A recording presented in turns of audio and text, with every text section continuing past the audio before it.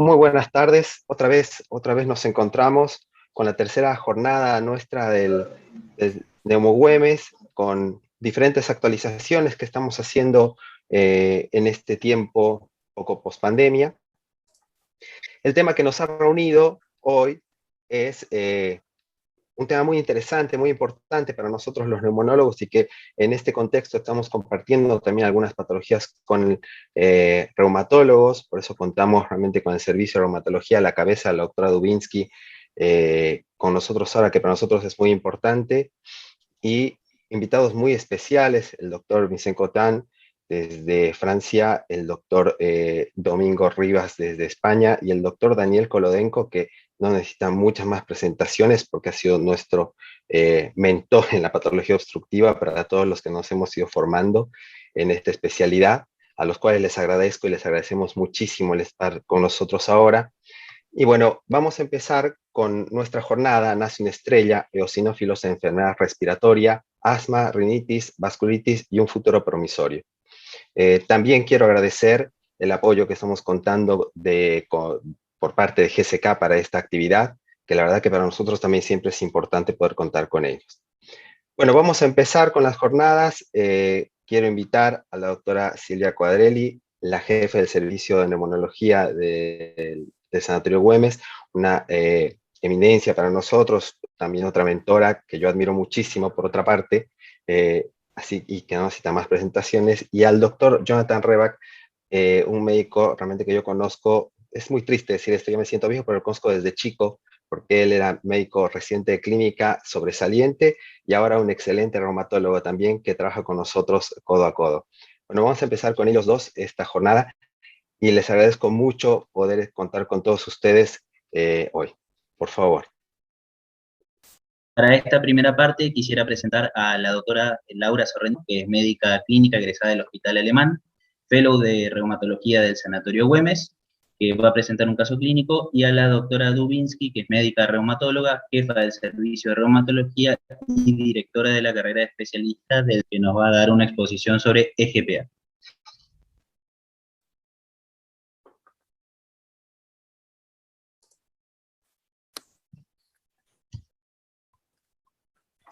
Bueno, gracias Jonathan por la presentación y gracias por la invitación. ¿Ahí pueden ver correctamente mi pantalla? Sí, perfecto, perfecto, se ve todo muy bien. Gracias. Bueno, yo les voy a presentar un caso clínico de una paciente mujer de 74 años de edad con antecedentes de asma y atopía del adulto de difícil manejo, de aproximadamente 5 años de evolución, que estaba en tratamiento con Montelukast, con otros antecedentes, maculopatía bilateral hace más de 5 años, hipertensión arterial e hipotiroidismo. La historia de esta paciente comienza en otro centro en el año 2017, en una internación de la cual contamos con algunos datos, entre ellos que ella consulta por dolor lumbar con irradiación a miembros inferiores y paresia distal. En este contexto se estudia con electromiograma en donde se constata denervación en la zona de tibial anterior con déficit severo de unidad motora. A esto le corresponde una biopsia de nervio sural, donde se observan también signos denervatorios, escaso infiltrado mononuclear en arterias medianas y siderosis extravascular con su oclusión de la luz arterial. En este contexto también en esta internación evoluciona con infiltrados pulmonares por tomografía, asociado a un laboratorio con leucocitosis con eosinofilia. Se descarta parasitosis y se decide iniciar tratamiento antibiótico, pero además se solicitan inmunoserologías de las cuales son positivas el ANCA-P y MPO. Con todos estos datos clínicos se interpreta como una vasculitis ANCA asociada y se inician pulsos de metilprednisolona 1 miligramo kilo día y tratamiento con ciclofosfamida 1 gramo.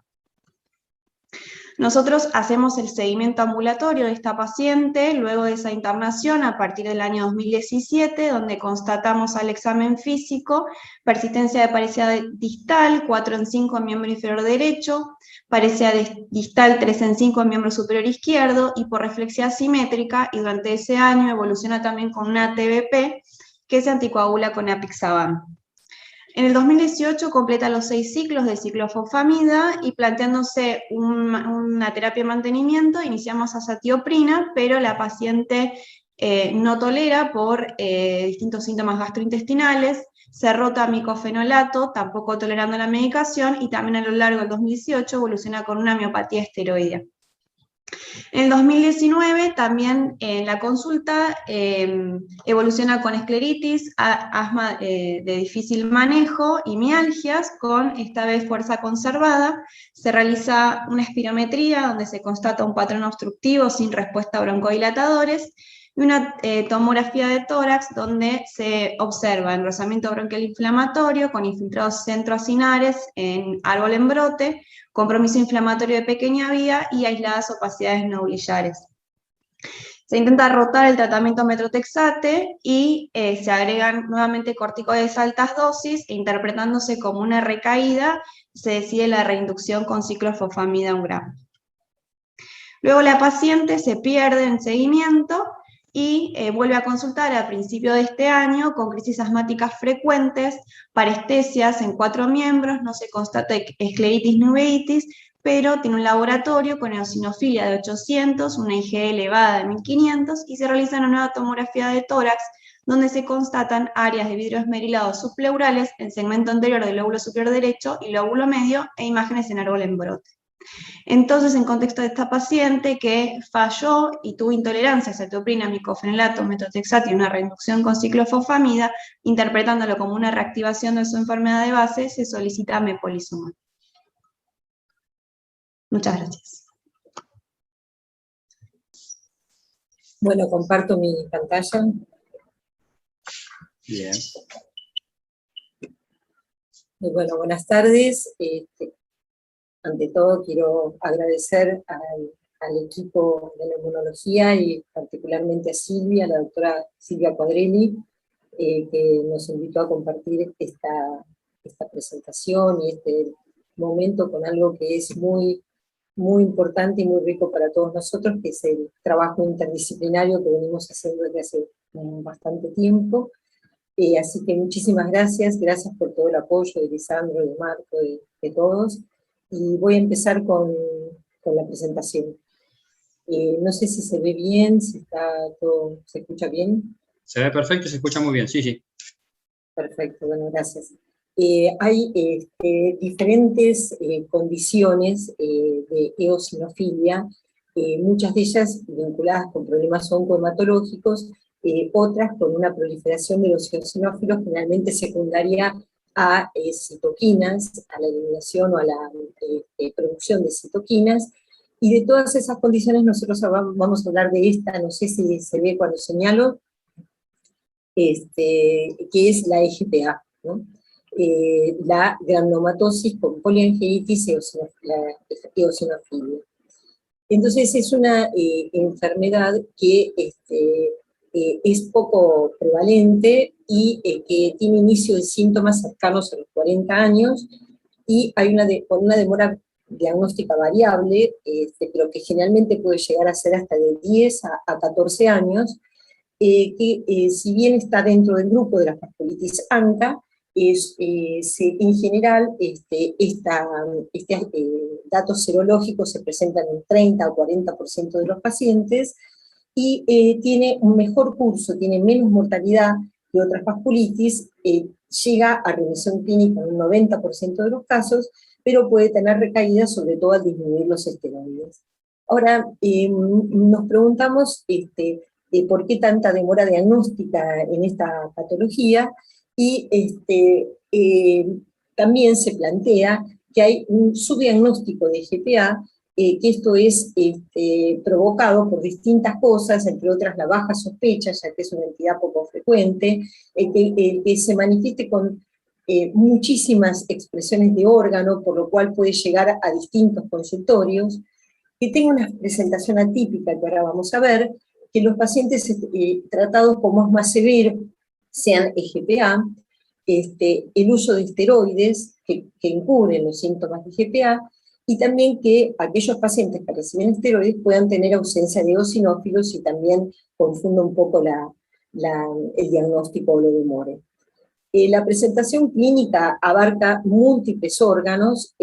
Nosotros tenemos que va a tener el compromiso característico pulmonar, asma, distintos infiltrados y hemorragias, compromiso otorrinolaringológico con pólipos sinusales, predominantemente sinusitis. Puede haber también compromiso de pérdida de la audición. También podemos tener el compromiso cardíaco con derrame pericárdico o con miocardiopatía, compromiso gastrointestinal con colitis eosinofílica, el compromiso renal, que sin duda va a marcar la mortalidad de estos pacientes, y también un compromiso, como presentó la paciente que presentó Laura, del compromiso de neuropatía periférica, que vamos a ver que tiene mucha relevancia, porque es un compromiso precoz, con muy buena respuesta, y que puede alertar al médico clínico o especialista a buscar alguna otra manifestación que exceda el cuadro clínico por el cual consultó el paciente. Y también las lesiones en piel, que pueden ser púrpuras, nódulos o úlceras, también son hallazgos orientadores para poder avanzar en el diagnóstico. Bueno, estos son los distintos criterios a lo largo del tiempo. Primero fueron casi criterios para diagnóstico, después en 1990 ACR presentó criterios que incluían asma, eosinofilia mayor del 10%, neuropatía, infiltrados pulmonares, anormalidades de senos nasales y la eosinofilia extravascular, pero en el consenso de Chapel-Hill del 2012 se incorpora el término de ANCA y la importancia de los hallazgos en la anatomía patológica compatibles con vasculitis necrotizante de pequeño y mediano brazo. Actualmente también tenemos los criterios de clasificación de DICIBAS, que aportan datos como para poder discriminar mejor esta patología. Entonces, volviendo en sí a las distintas etapas de la enfermedad, tenemos que tiene una etapa alérgica, prodrómica, con asma y rhinosinusitis, una etapa eosinofílica con hipereosinofilia en sangre e infiltración de eosinófilos en los tejidos, y una etapa vasculítica con inflamación necrotizante de los pequeños vasos. Todas estas etapas pueden superponerse, imbricarse y no presentarse, es decir, que muchas veces la falta o el subdiagnóstico de la enfermedad se conecta con las presentaciones atípicas que puede tener esta enfermedad. En cuanto a las interacciones de factores ambientales y genéticos, nosotros sabemos que existe una interacción en todas las patologías, pero fundamentalmente, hablando de esta, hay una interacción importante que lleva a un proceso inflamatorio, y en ese proceso inflamatorio hay tres jugadores indispensables, que son los eosinófilos, las células T y las células B. Las células T generan citoquinas, entre estas la interleuquina 5, que va a estimular la proliferación, maduración y diferenciación de los eosinófilos, y por otro lado también estimula a las células B, que van a segregar los anticuerpos ANCA, anticuerpos anti-MPO, que va a estar expuesta por este proceso inflamatorio en la superficie de los neutrófilos. Es decir, que esta interacción juega un rol, o se estima, o es un modelo de patogénico en esta enfermedad. Sabemos que hay citotoxicidad por las proteínas catiónicas que tienen los eosinófilos, y acá tenemos la proteína básica mayor, que genera remodelación de vías respiratorias, fibrogénesis y que es procoagulante, las peroxidasas, que intervienen también en la disfunción endotelial y en la trombosis, la neurotoxina eosinofílica en todo el tema de las polineuropatías y mononeuritis múltiple, y las proteínas catiónicas en la toxicidad cardíaca. Ahora, uno de los conceptos más interesantes de esta enfermedad es esta dicotomía que presenta entre el predominio de lo eosinofílico o de la vasculitis. Y vemos acá que hay un grupo de manifestaciones de órgano en la IgPA que va a ser ANCA negativo. Este grupo se asocia con los infiltrados pulmonares, con la miocarditis y en menor medida con el compromiso gastrointestinal, que ya empieza a tener también la positividad de ANCA. Esta positividad es máxima en las glomerulonefritis, que, como dijimos, son glomerulonefritis pausinmunes, progresivas, rápidamente evolutivas, y también en la neuropatía periférica. Es decir, que esto implican diferentes fenotipos clínicos, y esos diferentes fenotipos clínicos se acompañan de diferentes sustratos genéticos y de diferentes anatomías patológicas. Desde la infiltración eosinofílica importante, tanto a nivel miocárdico como pulmonar, hasta el componente necrotizante propio de la vasculitis. Entonces, frente a esto, nos planteamos, la clínica difiere según la presencia de ANCA, por lo que acabamos de ver, pero las recaídas, la muerte, no difieren según la positividad de ANCA. Es decir, que van a ser tan relevantes los que son ANCA positivos como los que son ANCA negativos. Y dos conceptos importantes, que es que estas enfermedades condicionan un daño por actividad persistente y por demora diagnóstica, y que también generan un daño por esteroides. Estas son algunas cosas importantes para tener presente. Como nuestra paciente tuvo una trombosis venosa, vamos a recordar lo que recién comentábamos, que hay distintas proteínas catiónicas que intervienen, son procoagulantes o generan alteraciones y disfunción endotelial. Y junto con esto tenemos que hay persistente actividad de anticuerpos antifosfolípidos en hasta un 20-25% de los pacientes con estas entidades, y por otro lado hay una alteración del coágulo que termina de completar todo lo que hace que estas enfermedades puedan tener un riesgo importante de trombosis.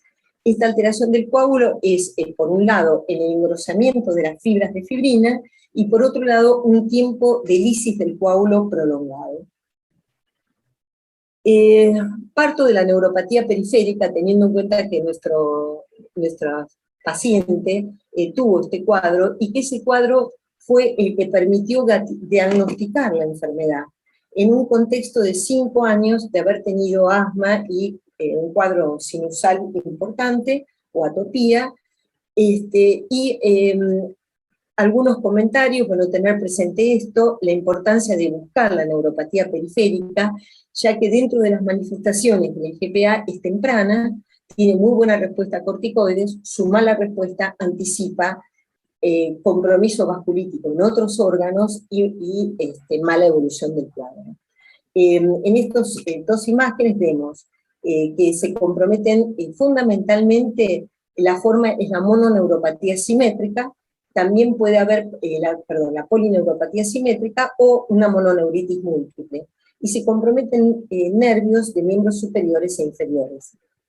En este trabajo clasificaron a los pacientes con EGPA según si tenían o no neuropatía periférica, y se observó que los pacientes que tenían EGPA con neuropatía periférica tenían más frecuentemente ANCA, que es un poco ANCA-MPO, ¿no? Que es un poco lo que comentamos previamente.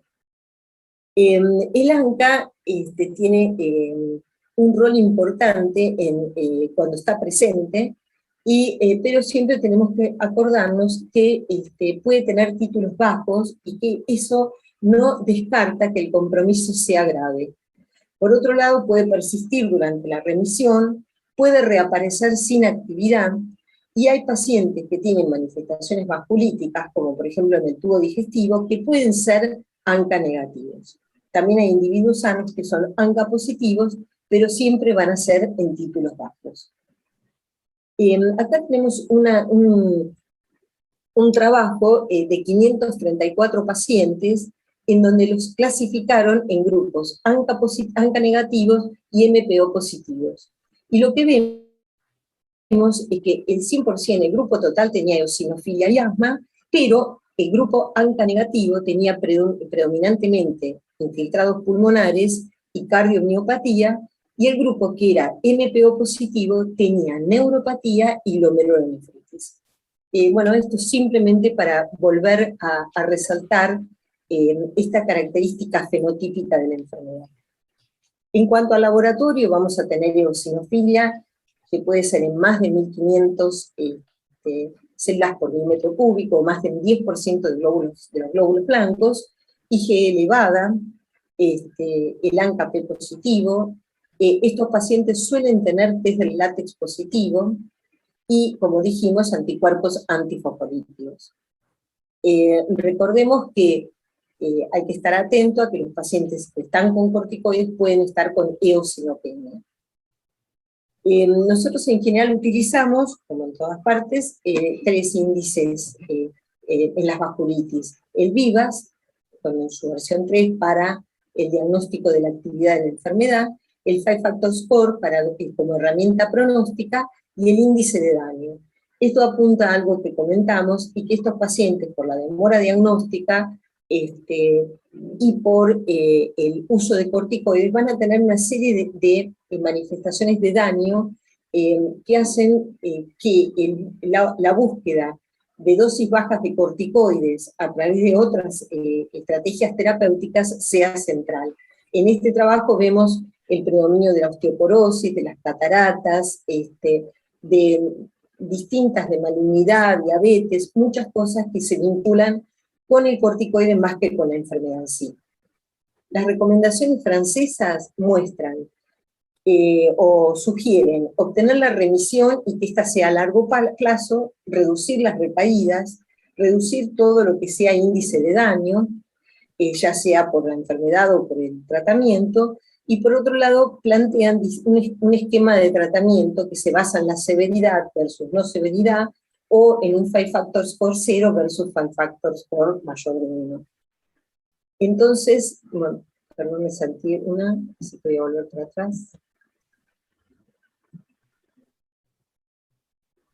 Bueno, el Five Factor Score es el pronóstico de mortalidad, y sabemos que cuando un Five Factor Score es mayor de 2, es decir, que tiene más de 2 de estos elementos, su mortalidad a 5 años es del 40%. Estas son definiciones, porque vamos a hablar de formas refractarias, vamos a hablar de recaída y demás, para pensar en el tratamiento, pero bueno, como concepto, la forma activa es el que no tiene respuesta después de 4 semanas de tratamiento. Una respuesta parcial es una reducción del 50% de este índice de actividad que comentábamos del VIVAS. Y por otro lado, hay algunos casos especiales que son pacientes que recaen durante el tratamiento, o ni bien finaliza el tratamiento. Hay algunos pacientes que tienen contraindicación para la ciclofosfamida, y también hay pacientes que tienen múltiples recaídas. Es decir, que hay que buscar nuevas opciones terapéuticas para todas estas instancias. En la IgPA no severa, se utiliza corticoides y se utilizan drogas inmunosupresoras o drogas biológicas como ahorradoras de esteroides. Entonces tenemos inmunosupresores y se puede incluir en estos casos el mepolizumab. En los pacientes que tienen una IgPA severa, vamos a tener tratamiento con corticoides, una inducción con ciclo endovenosa, 6 pulsos, y si la remisión es parcial, vamos a repetir 3 pulsos más, y el mantenimiento con ASA, metotrexato, rituximab.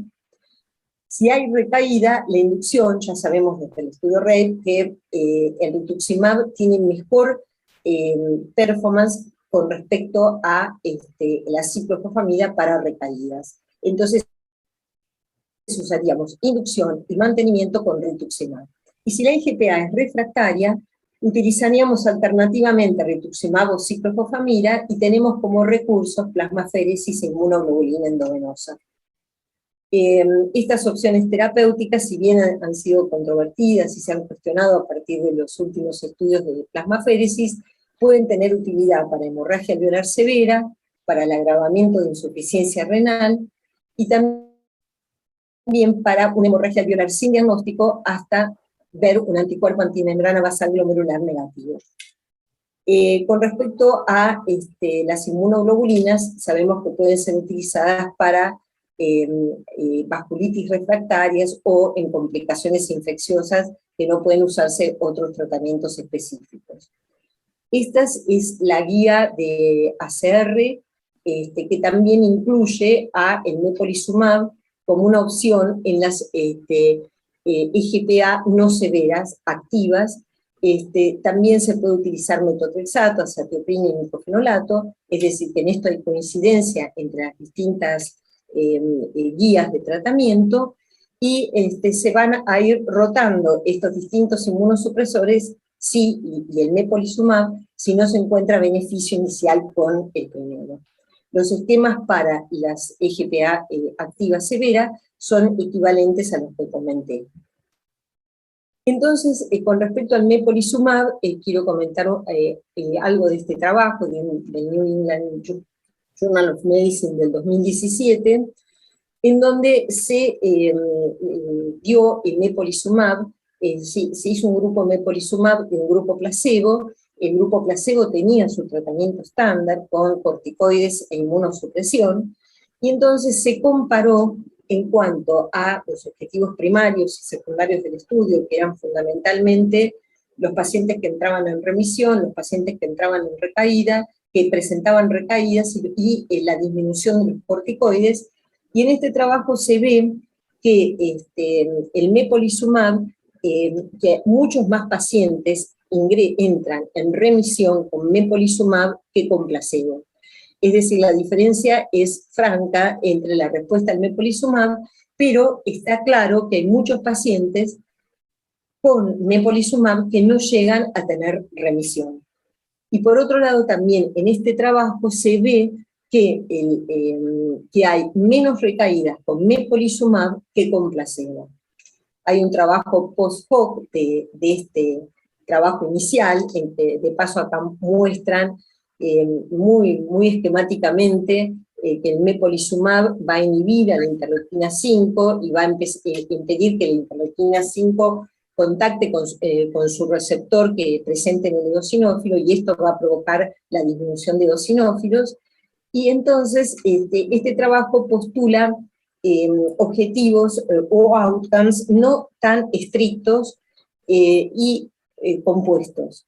Entonces, para un escenario 1, en el cual el objetivo previo era un VIVA 0 y un corticoides menor de 4, dan la opción también de 50% de la reducción de corticoides o recaídas o libre de recaídas. Y acá vemos que el mepolizumab, que es las barras naranja, hay una diferencia franca con respecto a placebo.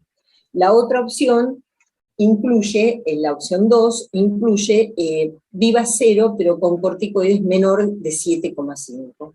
En todas las instancias, tanto la remisión como el descenso de corticoides, como las recaídas, en todas fue superior el mepolizumab. Entonces el mepolizumab es un anticuerpo monoclonal humanizado, anti-interleuquina 5, que induce la remisión, disminuye el tiempo hasta la recaída, previene recaídas y disminuye la dosis de corticoides. Bueno, estas son todas las enfermedades que son diagnóstico diferencial de la EGPA, y seguramente muchas de ellas mucho más frecuentes, ya que incluimos acá todo lo infeccioso, otras vasculitis, los tóxicos, los síndromes hipereosinofílicos, etc. Y como no podía faltar, vamos a hacer un comentario de qué se observó en una revisión, lo que se observó en una revisión en la cual se recopilaron 11 pacientes con EGPA, con sospecha de COVID-19, de los cuales 7 era EGPA mimetizando el COVID-19. Había 6 que eran nuevas EGPA, que ingresaron con diagnóstico presuntivo de COVID, 1 era una recaída de EGPA, todos fueron PCR COVID negativo, 6 de ellos tenían eosinofilia, todos tenían síntomas respiratorios y algunos tenían compromiso sistémico, neurológico, hematuria o púrpura.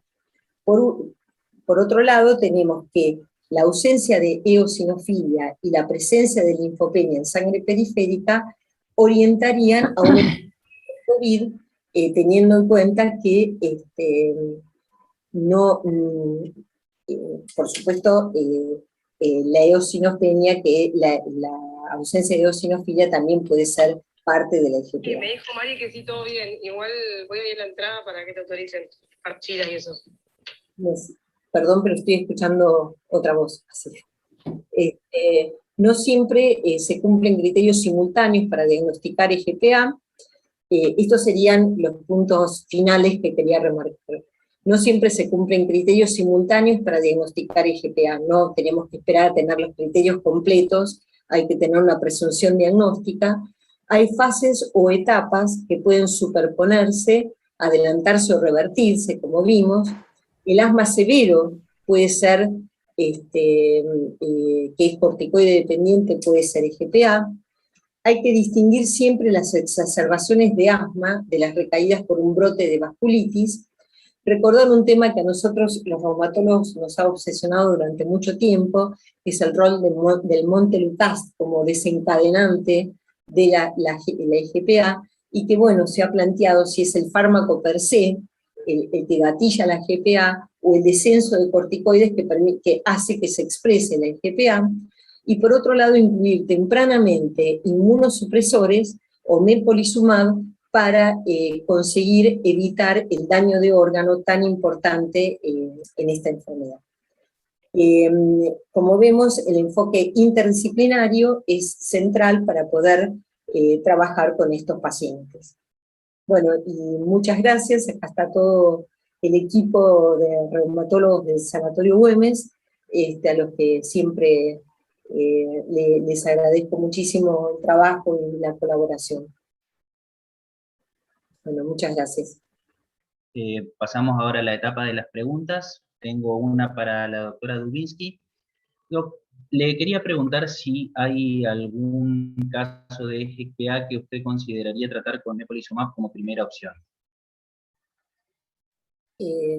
Bueno, creo que todo el grupo de IGPA no activa, no severa, podría iniciarse el tratamiento con corticoides y con mepolizumab.